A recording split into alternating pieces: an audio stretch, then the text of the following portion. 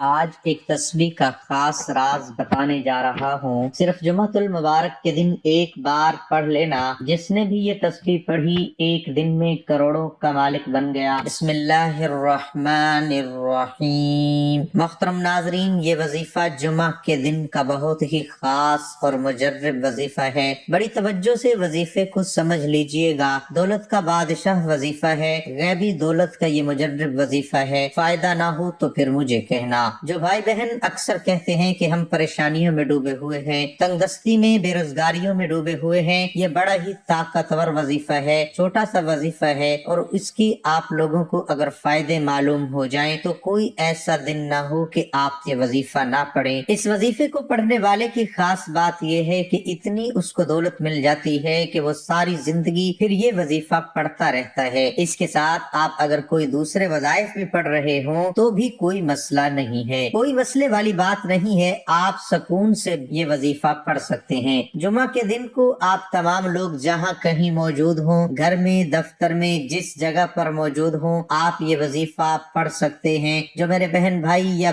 باہر رہتے ہیں وہ بھی لازمی یہ وظیفہ پڑھ لیں، اس کے آپ کو فائدے ہی فائدے ہیں، نقصان کوئی نہیں ہے، آپ کو بے شمار فائدے ہیں۔ عمل کو اچھی طرح سمجھ لیں، اچھی طرح اس وظیفے کو سمجھ لیں تاکہ جب آپ لوگ کرنے لگیں تو آپ کو کسی قسم کی کوئی بھی پریشانی پیش نہ آئے۔ ناظرین توجہ سے آخر تک دیکھیے گا تاکہ وظیفہ آپ کو سمجھ میں آ سکے۔ ناظرین، جمعہ کے دن کی بہت فضیلت ہے، یہ بہت ہی برکت والا دن ہے۔ جمعہ کی فضیلت کے لیے یہی کافی ہے کہ سرکار مصطفیٰ صلی اللہ علیہ وآلہ وسلم نے ارشاد فرمایا، یہ تمام دنوں کا سردار ہے۔ جمعہ کے روز مرنے والے سے قبر میں سوالات نہیں کیے جاتے۔ روز جامع میں ایک ایسا وقت ہے جس میں دعا رد نہیں کی جاتی۔ جمعہ کے دن ایک نیکی کا ثواب 70 گنا زیادہ ملتا ہے، جبکہ اور دنوں میں ایک نیکی کرنے پر صرف 10 نیکیاں ملتی ہیں۔ جمعہ کے دن ہر گھنٹے میں 6 لاکھ مسلمان عذاب نار سے نجات پاتے ہیں، جس پر جہنم واجب ہو چکی ہوتی ہے۔ جمعہ کے دن ہر گھڑی بڑی قیمتی ہے، اس لیے ہمیں اس کی قدر کرنی چاہیے۔ اسے اور دنوں کی طرح غفلت میں ہرگز نہیں گزارنی چاہیے، بلکہ اس دن کا فائدہ اٹھاتے ہوئے رحمت الہی سے مالا مال ہوتا رہے۔ تو ناظرین، سب سے پہلے سکون سے جہاں کہیں موجود ہو بیٹھ جاؤ، درود پاک پڑھ لو۔ سب سے پہلے ایک مرتبہ کوئی سا بھی درود پاک پڑھ لو۔ یہ وظیفہ جیسا کہ پہلے میں نے بتایا کہ جگہ کی کوئی پابندی نہیں، نہ ہی وقت کی۔ آپ کو ایک اور بات بتاتا چلوں، جو آپ لوگوں کے اکثر سوالات ہوتے ہیں کہ اس وظیفے کو ہمیں کتنے دن تک پڑھنا ہے، یہ ایک الگ سوال ہے۔ تو آپ لوگ ویسے تو یہ عمل جو ہے وہ ایک دن کا عمل ہے، صرف جمعہ کے دن کا۔ اگر آپ لوگ چاہتے ہیں تو ہر جمعے کو بھی پڑھ سکتے ہیں، کیونکہ اس وظیفے کو پڑھنے کا کوئی نقصان نہیں ہے، صرف فائدہ ہی فائدہ ہے۔ تو آپ لوگ جتنے دن پڑھنا چاہیں اس وظیفے کو پڑھ سکتے ہیں، کیونکہ آپ لوگ اس وظیفے کو جب ایک بار پڑھو گے آپ کی حاجتیں مرادیں پوری ہوں گی۔ جو لوگ تکلیف میں ہیں، پریشانیوں میں ہیں، ان سب کو اس عمل کی اجازت عام ہے۔ اب آپ لوگ چاہے پاکستان میں ہو، چاہے انڈیا میں، بنگلہ دیش میں، نیپال میں، افغانستان میں، دنیا کے جس کونے میں، جس گاؤں میں، گلی میں آپ لوگ موجود ہوں، جیسے ہی ویڈیو سامنے آئے آپ کو سب سے پہلے ویڈیو کو مکمل دیکھنا ہے۔ پوری ویڈیو دیکھ لیں، عمل کی اجازت تو آپ کو ویسے ہی ہے، جو ویڈیو دیکھے گا اس کو اجازت تو ہے، لیکن آپ لوگ مکمل ویڈیو دیکھیں تاکہ آپ کو ایک ایک بات سمجھ میں آ سکے۔ ایک مرتبہ سب سے پہلے جب بھی یہ وظیفہ پڑھنے لگیں سکون سے بیٹھ جائیں۔ ایک دن میں انشاءاللہ اللہ پاک نے چاہا تو آپ کو خود نتیجہ نظر آئے گا۔ سب سے پہلے کوئی سا بھی درود پاک پڑھ لیں۔ جمعہ کا دن ہفتے کے 7 دنوں میں سب سے زیادہ افضل اور مبارک دن ہے۔ خصوصی طور پر رسول اکرم صلی اللہ علیہ وآلہ وسلم پر درود بھیجنے کی کچھ اور ہی فضیلت ہے۔ بلا شبہ درود شریف ایک فضیلت والا عمل ہے۔ اللہ رب العزت نے جو مقام حضور صلی اللہ علیہ وسلم کو عطا فرمایا، اتنا مقام کسی اور کو نہیں بخشا۔ اللہ تعالیٰ نے جہاں پر آپ صلی اللہ علیہ وسلم کو اور خصوصیات سے نوازا، وہیں پر ایک خاصیت جو صرف آپ صلی اللہ علیہ وسلم کے ساتھ ہی خاص ہے، وہ درود شریف ہے۔ درود شریف ایک سلام ہے جو حضور صلی اللہ علیہ وآلہ وسلم کی خدمت میں پیش کیا جاتا ہے، اور اس کے بے بہا فوائد ہیں جس سے دنیا و آخرت کی بھلائی اور کامرانی ممکن ہے۔ درود شریف ایک دعا بھی بھی ہے جس سے اللہ کے پیارے رسول صلی اللہ علیہ وآلہ وسلم پر رحمت طلب کی جاتی ہے اور سلامتی بھی طلب کی جاتی ہے۔ رسول اکرم صلی اللہ علیہ وسلم کی اتباع، اطاعت اور محبت کے علاوہ وہ حقوق جو اللہ تعالیٰ نے آپ کی امت پر مشروع کیا ہے، ان میں سے ایک یہ بھی ہے کہ وہ آپ صلی اللہ علیہ وسلم پر درود و سلام بھیجیں۔ اللہ تعالیٰ ارشاد فرماتا ہے، بے شک اللہ اور اس کے فرشتے نبی پر درود بھیجتے ہیں، اے ایمان والو تم بھی ان پر درود و سلام بھیجو۔ رسول اللہ صلی اللہ علیہ وسلم نے فرمایا، بہترین دن جس پر سورج طلوع ہوا جمعہ کا دن ہے۔ اسی دن حضرت آدم علیہ السلام پیدا کیے گئے، اسی دن جنت میں داخل کیے گئے، اسی دن جنت سے نکالے گئے اور اسی دن قیامت قائم ہوگی۔ نبی اکرم صلی اللہ علیہ وسلم نے ارشاد فرمایا، تمہارے دنوں میں سب سے افضل دن جمعہ کا دن ہے، اس دن کثرت سے درود پڑھا کرو کیونکہ تمہارا درود مجھے پہنچایا جاتا ہے۔ ایک اور حدیث میں ہے کہ نبی اکرم صلی اللہ علیہ وسلم نے ارشاد فرمایا، جمعہ کے دن اور جمعہ کی رات کثرت سے درود پڑھا کرو، جو ایسا کرے گا تو میں قیامت کے دن اس کی شفاعت کروں گا۔ سیدنا عبداللہ بن مسعود رضی اللہ تعالی عنہ سے مروی ہے کہ رسول اکرم صلی اللہ علیہ وسلم نے فرمایا، قیامت کے دن سب سے زیادہ مجھ سے قریب وہ لوگ ہوں گے جو سب سے زیادہ مجھ پر درود بھیجتے ہیں۔ ایک سائل حضرت علی رضی اللہ تعالی عنہ کے پاس آیا اور عرض کی کہ مجھے کچھ دیجئے، میں تنگ دست ہوں۔ حضرت علی رضی اللہ تعالی عنہ کے پاس اس وقت دینے کے لیے کوئی چیز نہ تھی۔ آپ نے 10 بار درود پڑھ کر سائل کی ہتھیلی پر پھونک مار کر فرمایا، ہتھیلی بند کر دو۔ سائل نے باہر جا کر جب ہتھیلی کھولی تو سونے کے دیناروں سے بھری پڑی تھی۔ سیدنا ابو ہریرہ رضی اللہ تعالی عنہ کہتے ہیں کہ رسول اکرم صلی اللہ علیہ وسلم نے فرمایا، میری قبر کو عبادت گاہ نہ بناؤ اور مجھ پر درود بھیجو، بلا شبہ تمہارا درود مجھ تک پہنچتا ہے چاہے تم جہاں رہو۔ ابو داؤد سیدنا علی ابن ابی طالب رضی اللہ تعالی عنہ سے روایت ہے کہ رسول اکرم صلی اللہ علیہ وسلم نے فرمایا، حقیقی معنوں میں بخیل وہ شخص ہے جس کے پاس میرے نام کا تذکرہ ہوا لیکن اس نے مجھ پر درود نہیں بھیجا۔ حضرت عبداللہ بن مسعود رضی اللہ تعالی عنہ سے روایت ہے کہ رسول اللہ صلی اللہ علیہ وسلم نے فرمایا، جو شخص مجھ پر بکثرت درود شریف پڑھتا ہے قیامت کے روز وہ سب سے زیادہ میرے قریب ہوگا۔ اس لیے ہر مسلمان کے لیے ضروری ہے کہ وہ رسول اکرم صلی اللہ علیہ وسلم کا نام مبارک سن کر کم از کم صلی اللہ علیہ وسلم کہے۔ سب سے پہلے جب وظیفہ پڑھنے لگے تو ایک مرتبہ اعوذ باللہ من الشیطان الرجیم لازمی پڑھ لیجئے گا اور اس کے فوراً بعد ایک مرتبہ بسم اللہ الرحمن الرحیم لازمی پڑھ لیجئے گا۔ اب آپ کو کیا پڑھنا ہے یہ سمجھ لیجئے۔ سب سے پہلے آپ لوگوں کو درود پاک پڑھ لینا ہے، آپ صلی اللہ علیہ وسلم پر پڑھ لیں۔ درود ابراہیمی اگر آپ کو یاد ہو تو وہ درود پاک آپ پڑھ سکتے ہیں، یا کوئی بھی درود پاک جو آپ کو یاد ہو وہ پڑھ لیں، یا چھوٹے سے چھوٹا درود صلی اللہ علیہ وآلہ وسلم پڑھ لیں۔ ایک بار ثواب کے طور پر میرے ساتھ بھی پڑھ لیں، اللہم صلی علی محمد وعلی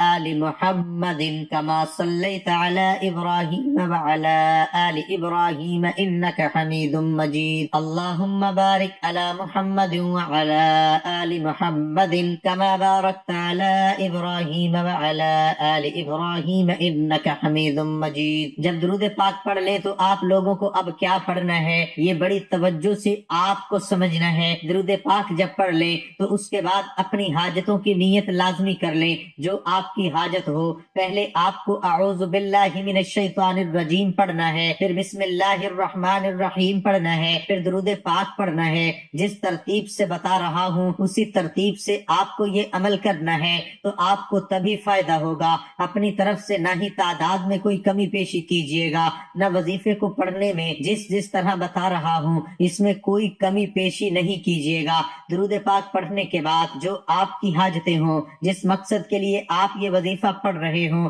ذاتی مکان چاہیے ہو، بینک میں آپ کو رقم چاہیے ہو، آپ کے بینک میں دولت ہی دولت ہو جائے گی اس لیے وظیفہ پڑھنا ہو، کوئی فوری رقم چاہیے ہو، جو آپ کے معاملات ہوں، انشاءاللہ آپ لوگوں کی ہر خواہش، ہر دل کی تمنا اللہ پاک نے چاہا تو وظیفہ پڑھتے ہی فوراً پوری ہوگی۔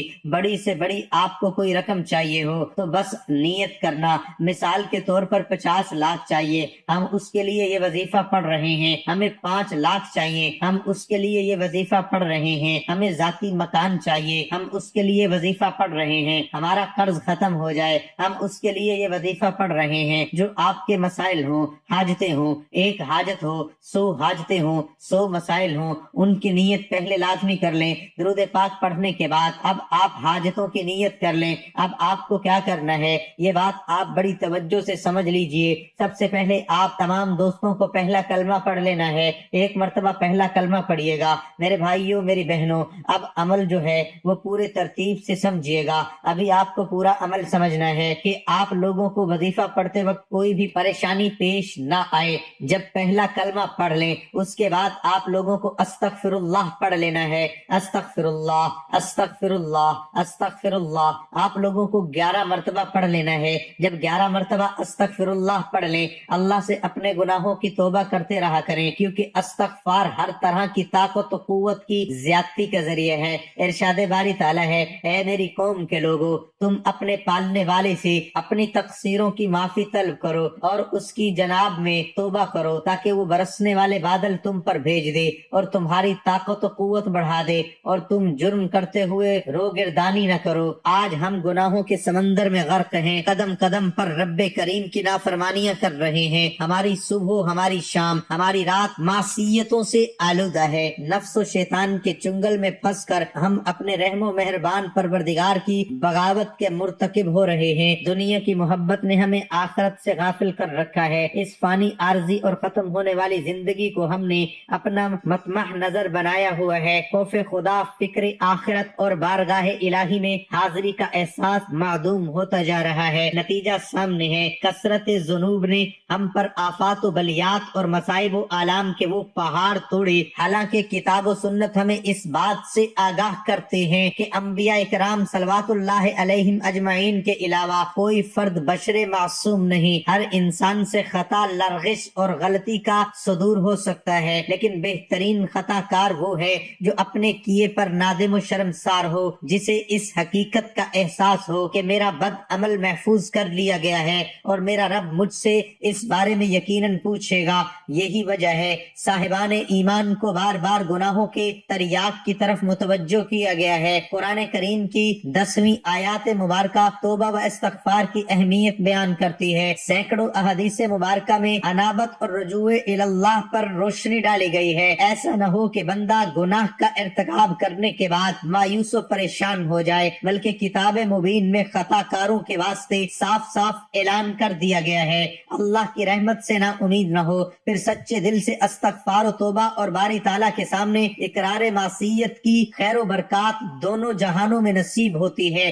ایک حدیث مبارکہ میں جناب رسول اللہ صلی اللہ علیہ وسلم نے ارشاد فرمایا، جو کوئی استغفار کو لازم پکڑے، اللہ تعالیٰ اس کے لیے ہر تنگی میں آسانی، ہر غم سے دوری کا سامان پیدا فرمائیں گے اور اسے ایسی جگہ سے رزق نصیب فرمائیں گے جہاں اس کا گمان بھی نہ ہوگا۔ دوسری حدیث مبارکہ میں ارشاد فرمایا گیا، قیامت کے روز جو شخص اپنے نامہ اعمال میں استغفار کی کثرت پائے اس کے لیے خوشخبری ہے۔ تو ناظرین، سب سے پہلے درود پاک پڑھنا ہے۔ درود پاک پڑھنے کے بعد ایک مرتبہ پہلا کلمہ پڑھنا ہے، اس کے بعد 11 مرتبہ استغفار پڑھ لیں۔ اس کے بعد حدیث کی کتابوں میں ایک دعا آتی ہے، یہ دعا اللہ تعالیٰ کو بہت پیاری لگتی ہے اور پڑھنے والا بھی میرے رب کے خاص بندوں میں شامل ہو جاتا ہے۔ اس دعا کے پہلے فائدے سن لیں، یہ کتنی عظیم دعا ہے۔ اس دعا کو پڑھنے کا ایک فائدہ یہ ہے کہ اللہ تعالیٰ اس بندے کی زندگی کے پچھلے تمام گناہ اسی وقت معاف فرما دیتے ہیں۔ دوسرا فائدہ یہ ہے کہ اللہ کے نبی صلی اللہ علیہ وسلم نے فرمایا،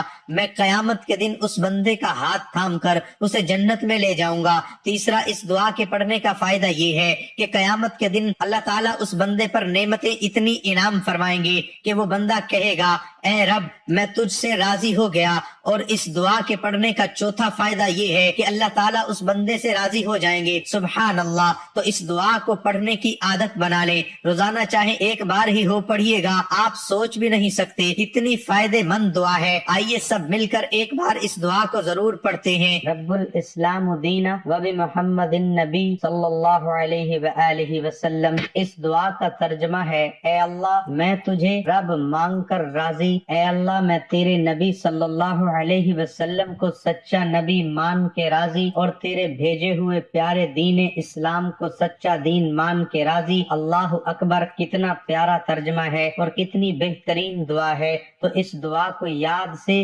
روزانہ ایک بار ضرور پڑھ لیجئے گا۔ انشاءاللہ دل میں بڑا سکون اور دل بڑا منور ہوگا اور کائنات کا رب اس بندے سے راضی رہے گا۔ اس دعا کو پڑھنے کے بعد اللہ تعالیٰ کا ایک نام یا مجیبو 111 مرتبہ پڑھ لیں، اس کے بعد وہی درود پاک پڑھ لیں جو وظیفے کے شروع میں پڑھا تھا۔ درود پاک پڑھنے کے بعد اللہ تعالیٰ سے دعا مانگ لیں، اپنی حاجتوں اور پریشانیوں کے لیے دعا مانگ لیں، انشاءاللہ اللہ پاک آپ کی تمام پریشانیاں حل کر دے گا اور آپ کے تمام حاجات کو پورا کر دے گا۔